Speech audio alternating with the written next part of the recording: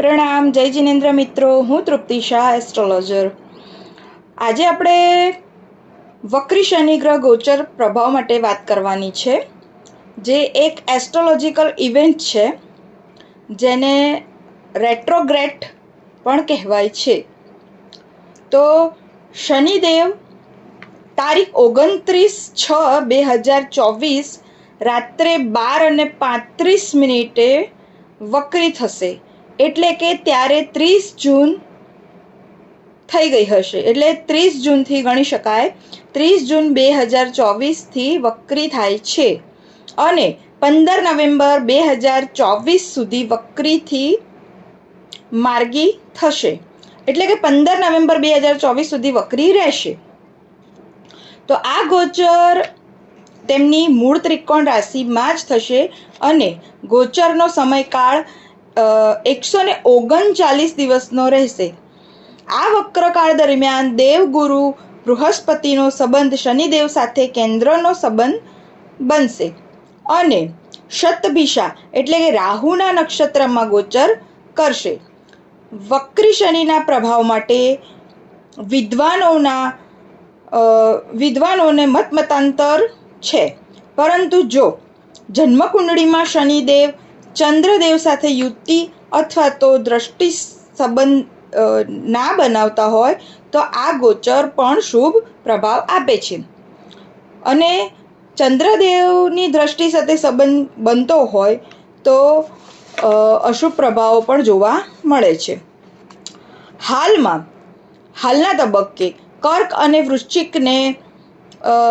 અને વૃશ્ચિક રાશિને 2.5 વર્ષની ઢૈયા ચાલી રહી છે અને મકર, કુંભ, મીન આ 3 રાશિમાં 7.5 ચાલી રહી છે.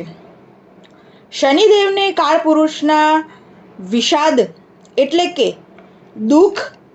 દુઃખના દેવતા કહ્યા છે, પરંતુ એ દુઃખ વ્યક્તિગત કર્મફળ હોય છે, કેમ કે સાથે સાથે શનિદેવ કર્મફળદાતા પણ છે. માટે જો આપણે દુઃખને સુખમાં પરિણમવું હોય તો શુભ કાર્યો જરૂર કરવા જોઈએ. આ બ્રહ્માંડનો નિયમ છે.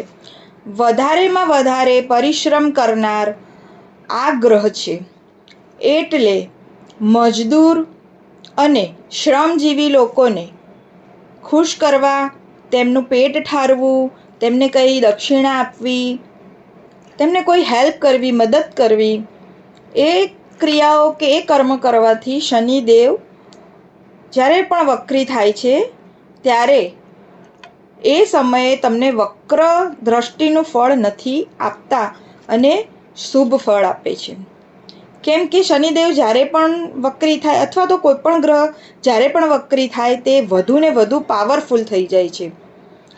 એટલે જ્યાં પણ દ્રષ્ટિ કરે છે ત્યાં નુકસાની થવાની શક્યતાઓ વધી જાય છે. તો મિત્રો, આપણે આ અશુભ ફળો અને અશુભ દ્રષ્ટિથી બચવા માટે 2-4 ઉપાય લખી લો. તો ઉપાય આ પ્રમાણે છે. શનિવારે અને મંગળવારે હનુમાન ચાલીસા કરવા, પીપળાના વૃક્ષની 7 પરિક્રમા કરીને ઓમ નમો ભગવતે વાસુદેવાય નમઃ ના જાપ કરવા, લોખંડનું વાસણ દાનમાં દેવું, સાથે સાથે દક્ષિણા પણ આપવી જરૂરી છે. વક્રી દ્રષ્ટિના પ્રભાવમાં રાહત રહે તે માટે શનિ મંત્રોના જાપ અવશ્ય કરવા. ખાસ કરીને કર્ક, વૃશ્ચિક, મકર, કુંભ અને મીન રાશિવાળાએ ખાસ કરવા. શક્ય હોય તો 23,000 બીજ મંત્રોના જાપ કરવા. ઓમ પ્રામ પ્રીમ પ્રોમ શઃ શનિશ્ચરાય નમઃ. આ 23,000 જાપ કરવાથી પણ રાહત મેળવી શકાય છે. તો આજે આટલું જ મિત્રો, અને વિડીયો ગમે તો મને કોમેન્ટ કરીને જરૂર જણાવશો, અને હા, કોમેન્ટમાં જય શનિદેવ જરૂરથી લખશો. જય જિનેન્દ્ર. પ્રણામ.